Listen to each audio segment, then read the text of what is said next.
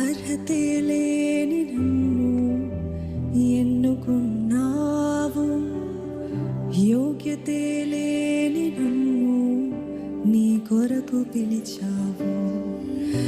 అర్హతే లేని నన్ను ఎన్నుకున్నావు, యోగ్యతే లేని నన్ను నీ కొరకు పిలిచావు.